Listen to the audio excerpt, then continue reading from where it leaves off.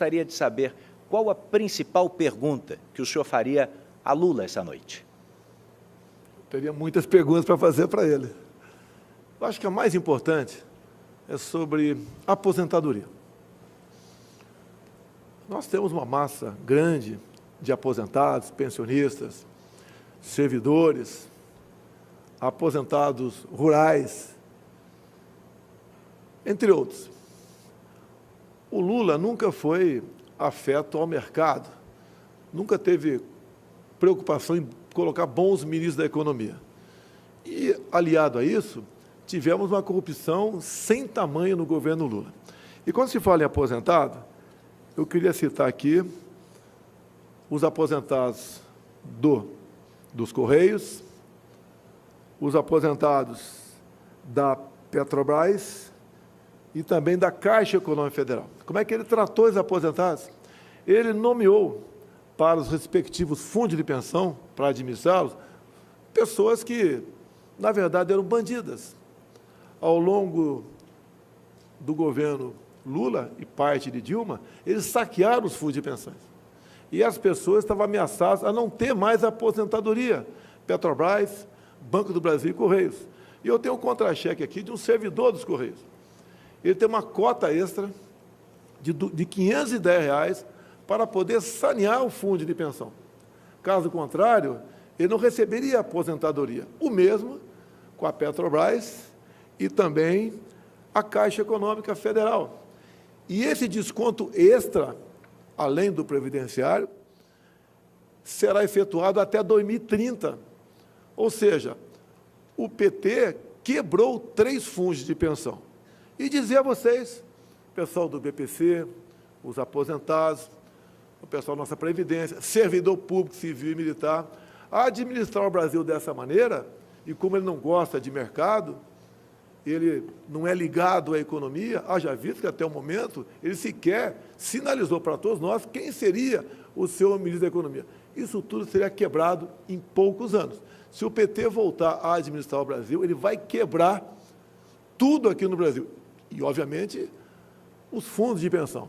Obviamente, o dinheiro que nós arrecadamos para pagar você, aposentado rural, você, aposentado do INSS, você, servidor público, civil e militar. E eu perguntaria para ele, Lula, você não deveria estar em casa, já que você foi agraciado por amigo lá do Supremo Tribunal Federal? Você não tem vergonha de deixar esse legado para nós e estar disputando uma eleição novamente? Presidente, que avaliação o senhor faz da atitude do ex-deputado Roberto Jefferson, hoje pela manhã, que recebeu a bala agentes da Polícia Federal que tentavam efetuar a prisão dele depois das ofensas à ministra Carmen Lúcia do Supremo e também do descumprimento das medidas que definiam a prisão domiciliar dele. Eu pergunto, o senhor teme que isso respingue negativamente na sua campanha? E mais, o que é que o senhor diria ao eleitor que insiste em apoiar atitudes como a do ex-deputado? Olha, tão logo tomei conhecimento, foi feito contato com o ministro da Justiça, que é um delegado da Polícia Federal, Anderson Torres, para que ele acompanhasse o caso, se deslocasse para perto do episódio, como ele foi para Juiz de Fora, e disse para ele que o tratamento dispensado ao senhor Roberto Jefferson deveria ser o de bandido, porque quem atira em policial, bandido é. E, obviamente, eu não poderia falar nada mais com a imprensa, porque a captura do Roberto Jefferson estava em andamento. Obviamente, se eu tivesse falado qualquer coisa mais cedo para a imprensa, a não ser uma nota que eu dei nos meus tweets, tá, eu poderia estar comprometendo o bom andamento da operação. Obviamente, tem gente aí, em especial outro candidato, o Fujão, que a gente poderia estar combatendo aqui, quer tirar proveito político disso. Primeiro, diz que o Roberto Jefferson coordena a minha campanha e é meu amigo. Ele não coordena a minha campanha. E não tem nada de amizade. Tanto é verdade que agora, em meados de setembro, ele entrou com uma queixa-crime contra o Superior Tribunal Militar, contra a minha pessoa e o do senhor ministro da Defesa por prevaricação. Ou seja, quem me processa não pode alguém achar que ele é meu amigo. O que ele fez, o que ele queria aqui, o que ele está querendo, buscando da justiça militar, são questões ligados a autoritarismo, e o nosso governo não se presta a isso. Agora, no mais, eu quero deixar bem claro, repudio também a maneira como o Roberto Jefferson se referiu à senhora ministra Carmen Lúcia.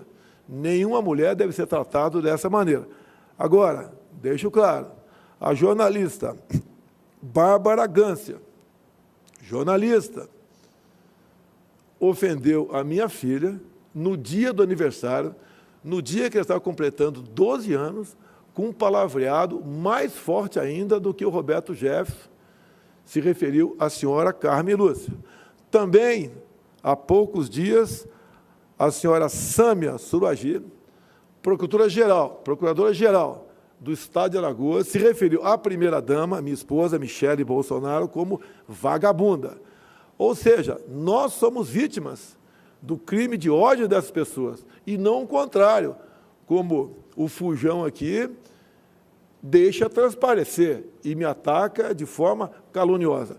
Nós não passamos pano para ninguém, diferentemente do Lula, que quando Roberto Jefferson delatou o Mensalão, delatou, inclusive, José Dirceu, o Lula simplesmente passou pano para tudo isso.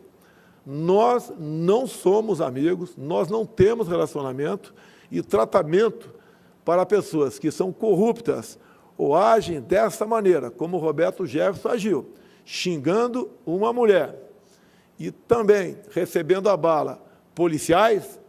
O tratamento que será dispensado pelo governo Jair Bolsonaro será de bandido. Assim foi feito, ele foi detido agora, final da tarde, e já encaminhado para a Superintendência da Polícia Federal do Rio de Janeiro. No mais, o Anderson Torres não participou, não foi a Levi Gasparian, e a preocupação dele agora, como determinei, é cuidado com os 2 policiais que foram vitimados por Roberto Jefferson. Como é que está a saúde deles e como nós podemos melhor acompanhar a recuperação desses 2 policiais. Presidente, eu gostaria de insistir na questão dos ataques, mas entre as campanhas, se a gente perceber o número de eleitores que simplesmente decidiu não votar no primeiro turno, mais de 30 milhões de brasileiros, é muita gente. Nesse segundo turno, há uma parcela desse eleitorado preocupada com o nível do debate entre o senhor e o candidato Lula do PT. O TSE chegou, inclusive, a entrar no jogo, fazendo um apelo pelo fim dos ataques na TV. Eu gostaria de saber, o senhor se comprometeria com isso nessa reta final das eleições? Como é que o senhor classifica até aqui o nível desse embate? Não há nenhum ataque meu a outro candidato. As inserções que nós colocamos nas televisões em grande parte, vídeos do próprio Lula. Ele falando, por exemplo, que a questão do aborto é questão de saúde pública. Quando nós o chamamos de descondenado, é verdade. Quando nós falamos que ele foi condenado, que foi chefe de uma organização criminosa, isso é verdade. Quando o partido dele apoia ideologia de gênero, é verdade. Nós não mentimos, nós não precisamos mentir para mostrar o caráter do Fujão. É só falar a verdade. É uma pessoa que não tem qualquer respeito com a família, com pastores, com padres, que apoia ditaduras fora do Brasil, como a de Ortega, que persegue padres, que expulsa freiras, que corta canal de televisões, como a da CNN, entre outras coisas. Isso não é baixar o nível, é mostrar a verdade do que foi o governo Lula. Mostrar a delação de Palocci, contando em detalhes como Lula recebia dinheiro até dentro do próprio avião presidencial, isso não é atacar o presidente. Mostrar a corrupção de várias estatais, como Petrobras, 900 bilhões de reais de endividamento, BNDES, 400 bilhões de reais. E quando se fala em BNDES, mostrar, em especial para o povo mineiro, que em Belo Horizonte não tem metrô, mas dinheiro nosso do BNDES, Lula mandou para Caracas, capital da Venezuela. Lá tem um metrô maravilhoso. Mostrar para a população que o dinheiro do BNDES para fazer o Porto de Mariel em Cuba, Cuba se comprometeu em não pagando o empréstimo, não pagou, nos ressarcir em charutos. Isso é um deboche. Confesso, Edu, se eu não tivesse visto o contrato, eu não acreditaria. Então, nós não temos ataque, mostramos as verdades apenas do que aconteceu no governo do PT. Inclusive dizer que no meu governo, 21 e 22, tivemos a pandemia, lamentamos as mortes, mas o Brasil criou 3 milhões de empregos. Em 2015 e 2016, governo Dilma, que o Lula tinha uma tremenda participação, perdemos 3 milhões de empregos no Brasil. Isso é a maneira de administrar. Ele não administra, não é gestor, é um mandão, é um gastão. Tanto é que ele fala que vai acabar com o teto de gasto. Ou seja, é aquela pessoa em casa que vai falar, olha, eu vou gastar mais com o arrecado, se faltar dinheiro eu pego empréstimo, recorro à agiota, isso acaba um dia, leva à falência aquela pessoa. É a mesma coisa no Brasil. Se o Lula continuar administrando o Brasil como fez nos seus 8 anos e mais 6 de Dilma, o Brasil quebra. Um país riquíssimo fará com que o seu povo viva uma situação de miséria. Como, por exemplo, ele apoia o regime de Nicolás Maduro. E Maduro, juntamente com Chávez, né, que o antecedeu, quebrou a Venezuela. A Venezuela é o país mais rico do mundo em petróleo, e hoje é um país com o povo mais pobre do que o povo haitiano. Nós não queremos isso para o Brasil. Então, quando você fala em estilos, primeiro me acusam de tudo. Tudo eu sou responsável. Tudo tem um motivo para me acusar, para buscar o desgaste. E você, eleitor? Você vai simplesmente anular seu voto? Você está ajudando o Lula a ter mais votos nas urnas. É o momento de você decidir, fazer um filtro, quem está falando a verdade ou não. Nós estamos sempre mostrando fatos. E eu estou mostrando um fato gravíssimo. Ele quebrará o Brasil. O próprio Henrique Meirelles falou há pouco, em matéria, se eu não me engano, no Poder 360, onde ele diz que não decidiu ainda pelo futuro ministro da Economia. O mais possível, segundo Meirelles, é que ele adote uma política econômica semelhante ao da ex-presidente Dilma Rousseff. Lá atrás, o Palocci foi o ministro voltado para a corrupção. E o da Dilma, o Manteiga, foi para, simplesmente, a péssima gestão. Tanto é que o Brasil entrou em recessão em 2015 e 2016. Gostaria agora de falar sobre alguns temas que o próximo presidente da República, o senhor, se for reeleito, terá que enfrentar. Gostaria de começar sobre lei e ordem. Há tempos existe um debate sobre a redução da maioridade penal e há informação de que o senhor apresentaria um projeto de lei nesse sentido num eventual segundo mandato. Os críticos dessa proposta, sobretudo, falam sobre o sistema que não estaria preparado para isso, ou até mesmo sobre a superlotação que isso causaria nos presídios. Que argumentos a favor da proposta o senhor traria para o debate? A redução seria para os menores, 16 e 17 anos. Sempre lutei por isso, desde 91, quando cheguei à Câmara dos Deputados. Essa parcela de jovens, 16 e 17 anos, que é uma parcela muito pequena dos infratores, equivale a aproximadamente 0,2%, ou seja, cada 1.000, 2 jovens teimam em cometer crimes. E incentivados pelo fujão.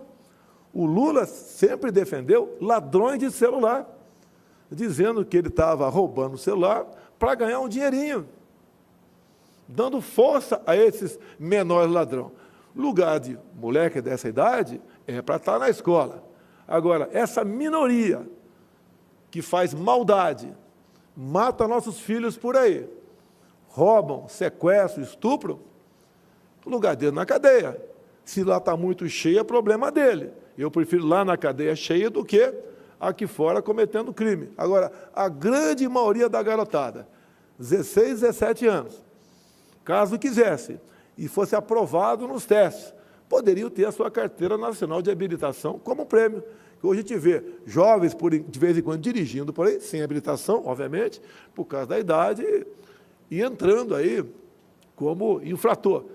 Vamos botar na cadeia quem tem que botar, quem comete esses crimes, em especial os crimes hediondos, e quem é um bom garoto que tenha a sua recompensa com a Carteira Nacional de Habilitação. Esse seria o teor da proposta, então? Apenas para alguns tipos de crimes, crimes hediondos? A ideia é para crimes hediondos, para a gente não generalizar muito essa questão. Se bem que furto de celular não entraria nisso, mas o roubo, né, o latrocínio entraria. O latrocínio é crime hediondo.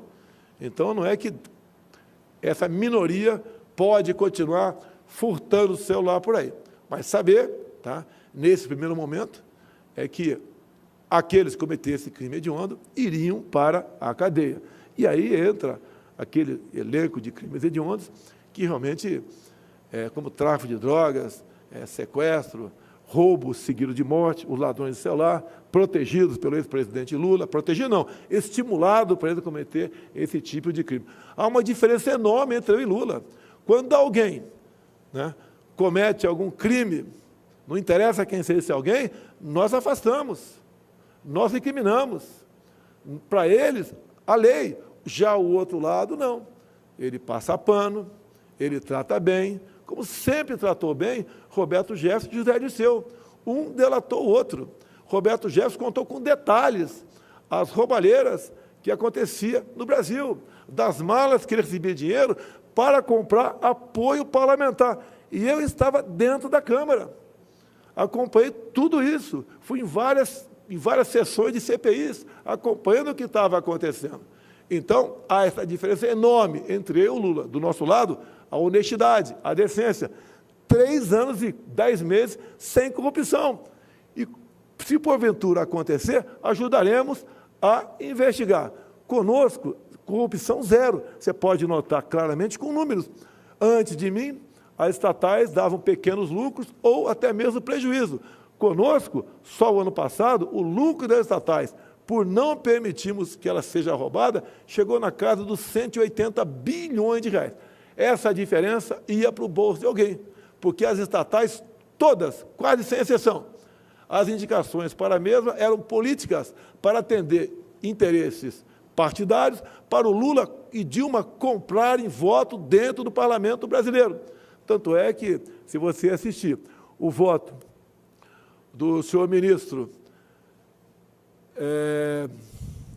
o ministro que pediu para sair do Supremo, Joaquim Barbosa, ele diz claramente lá, o único deputado de tal partido que não foi buscar dinheiro na Petrobras foi o senhor Jair Bolsonaro. E também, por ocasião da delação premiada do doleiro Alberto Youssef, ele falou que 3 deputados de um determinado partido nunca pegou dinheiro, fruto de corrupção, e um deles era Jair Bolsonaro. Ou seja, eu sempre fiz a minha parte. Eu nunca vendi meu voto para ninguém. Eu sempre votei com independência. Quando a matéria era boa, te votava favorável. Quando não era, votava contra. Então, sempre foi esse o meu comportamento. E dizer ao Lula que a forma como ele governou o Brasil, comprando apoio parlamentar, entregando estatais, fundos de pensões, ministérios e bancos oficiais em troca de apoio político, repito, é o que levou o Brasil a mergulhar no maior escândalo de corrupção que se tem notícia em todo o globo terrestre. Bom, alguns veículos de imprensa foram proibidos pelo TSE de tratar de algumas questões envolvendo o seu adversário. A Justiça Eleitoral argumentou que havia ali notícias falsas ou um sistema de desinformação. Como é que o senhor avalia essa questão? Tivemos o caso Jovem Pan. Há 2 anos eu lancei um slogan: Deus, Pátria, Família e Liberdade. Pouca gente deu importância para isso, achando que a liberdade é um bem eterno. Tomaram conhecimento agora que a nossa liberdade está em risco. Agora, deixo bem claro, antes de qualquer crítica ao Tribunal Superior Eleitoral, que, no meu entender, decidiu equivocadamente sobre a censura junto à Jovem Pan, o processo que foi ajuizado lá foi assinado pelo Partido dos Trabalhadores. Ou seja, o PT está dando uma pequena demonstração de como seria um possível governo Lula no tocante à censura. E olha, Eduardo, o artigo 220 da Constituição, quando fala liberdade de expressão, é taxativo, que nenhuma lei pode ser criada para cercear o nosso direito de defesa, o de vocês, da imprensa, obviamente, sob qualquer pretexto. Lamentável a decisão do TSE, mas mais lamentável ainda o PT, que provocou o TSE com essa censura em cima da TV e rádio Jovem Pan. Eu gostaria de saber o seguinte, se o senhor tem essa popularidade esse capital político numa eventual vitória no segundo turno. A minha pergunta é, o senhor está satisfeito com o orçamento secreto? Porque o senhor teria, em tese, condições, inclusive, de maioria no Congresso para redistribuir o controle desse dinheiro. Vai lidar como com isso? Eu perdi poder. Para esse ano serão aproximadamente 19 bilhões de reais, que quem vai distribuir pelo Brasil vai ser o relator. Ele pode achar que tem seus méritos tocante a isso. Eu penso de maneira diferente. Não é o poder pelo poder. Creio que nós possamos melhor distribuir esse recurso. O que é secreto nele é o nome, são os nomes dos parlamentares que indicam o recurso junto ao relator, e o relator apenas notifica o respectivo ministro nosso e ele encaminha esse dinheiro para estados e municípios. Agora, quando falo em nomes, consegui aqui, entrego para você, se me permite, 13 nomes de petistas que usaram desse orçamento dito secreto. Eu falo dito que, na verdade, não tem nada de secreto. É uma lei que foi votada lá no Congresso, eu vetei a lei e o Congresso derrubou o veto. Agora, o que nós temos que fazer é fazer com que estes parlamentares que indicam o recurso, que mandam o recurso para Estado e municípios, que o nome deles seja exposto para todo mundo, até mesmo os próprios parlamentares. Eu fico preocupado, porque eu já fui parlamentar, e eles mesmos não sabem quem o seu colega está indicando para quem. Isso daria aproximadamente aí 16, 17 milhões para cada um por ano. Tem parlamentar que eu sei recebe 2 milhões, o outro recebe 200 milhões de reais. Não tenho poderes sobre orçamento secreto. Se eu fosse dono deles, como o PT diz, né? Se bem que o PT, todos os parlamentares do PT votaram para derrubar o veto. Eles foram favoráveis ao orçamento secreto, usam do orçamento secreto. Se fosse para eu comprar voto, como eles dizem, jamais eu daria, né? Se bem que eu não iria comprar voto de ninguém. Mas se fosse usar o orçamento para isso, jamais daria dinheiro para quem nos ataca o tempo todo, como são os parlamentares do PT, PCdoB e PSOL. O senhor tem nomes de outros partidos também? Temos mais também, posso te passar isso daí. Não foi fácil conseguir isso, foi junto ao respectivo ministro nosso, que eles recebem o ofício do relator, mandando recurso para tal estado ou município. E conseguimos, com o trabalho, então, de cada ministro, levantar esses 13 nomes de petistas, para provar que o PT, o Lula, que me acusa de corrupção no orçamento secreto, os seus deputados têm participação e têm mandado recursos para o Estado em cima dessa rúbrica, na verdade, chamada de RP9, apelidado de orçamento secreto. Presidente, em menos de 1 minuto e meio, para o final dessa minha oportunidade de perguntar ao senhor, o senhor, um mês atrás, falou sobre como a Justiça Eleitoral teria criado dificuldades para a participação das Forças Armadas na apuração, na totalização dos votos. Minha pergunta é simples, o senhor teve ou não acesso às conclusões das Forças Armadas sobre esse relatório? Desconheço qualquer relatório por parte das Forças Armadas. Eles continuam trabalhando na busca de possíveis fraudes, por que não dizer isso? E o trabalho deles é louvável. De vez em quando eu converso com outro militar, ou melhor, basicamente com o ministro da Defesa, sobre essa questão. Eles preparam um relatório, e esse relatório será apresentado no momento oportuno. Digo, nós não temos poder de fazer auditoria nas urnas eletrônicas. Há aproximadamente 3 anos, a Polícia Federal concluiu 2 inquéritos, que foram pela linha da impossibilidade de auditar as urnas eletrônicas. A gente peça a Deus que tudo corra normalmente, mas deixo claro, as Forças Armadas têm um trabalho louvável no tocante a isso, tiveram dificuldade de colocar as nossas equipes técnicas das Forças Armadas com a equipe técnica do Tribunal Superior Eleitoral. Esperamos que tudo corra dentro da normalidade e que o vencedor realmente tem os votos que as urnas apresentam. Candidato, eu quero agradecer muito a sua presença essa noite aqui no palco desse debate, dessa sabatina, e agora o senhor tem, como previsto nas regras, 3 minutos para fazer as suas considerações finais. É muito importante. Deus, pátria, família e liberdade. Quando eu falava liberdade, eu pregava no deserto. Pouca gente dava atenção a isso. E eu sempre falei que a liberdade é algo mais importante que a própria vida. Porque um homem, uma mulher sem liberdade não tem vida. Agora vimos, então, uma ação do PT, provocada pelo Partido dos Trabalhadores, O partido do presidente Lula buscando e atingir o alvo, censurando a Jovem Pan. A mídia como um todo tem reagido contrário a isso. Ainda dá tempo. Não podemos permitir que a censura avance no Brasil. É péssimo para todos nós. Sempre tenho dito, a imprensa, mesmo errando como erra, é melhor funcionando do que fechada. E tenho dito que o meu controle sobre a mídia é a liberdade total de expressão. Mídia livre, mídia produzindo matérias. E, se essas matérias não forem boas, não forem realmente úteis, o próprio povo acaba deixando de lado aquele órgão de imprensa. Liberdade acima de tudo. No mais, como sempre falo, vivemos num país de 90% de cristãos. Nós não queremos a liberação das drogas, como o PT quer, como Lula já falou o que quer. Nós não queremos a ideologia de gênero. Nós respeitamos as crianças em sala de aula. Nenhum pai, uma mãe quer que sua filha de 6, 7 anos vá no mesmo banheiro da molecada de 14, 15 anos. Escola é lugar de aprender. A educação vem em casa. Nós também não admitimos a questão do aborto. Nós respeitamos a vida desde a sua concepção. Também a propriedade privada, para nós, é sagrado. Não podemos aceitar a volta ao passado, onde o MST invadia propriedades. Dinheiro nosso, do Brasil, do BNDES, é para ser aplicado no Brasil, e não fazendo metrô lá em Caracas, capital da Venezuela, ou Porto em Mariel, ou começar a fazer uma hidrelétrica lá na Nicarágua. Dinheiro nosso é para nós, aqui no Brasil.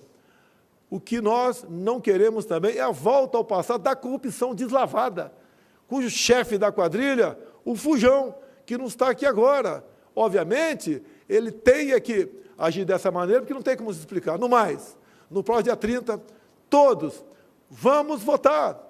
Vamos levar, convencer um amigo, um parente que votou em branco, se ausentou ou votou do outro lado, vai votar conosco, para que nós possamos realmente continuar o caminho de sucesso que o Brasil se encontra no momento. Muito obrigado a todos. Obrigado.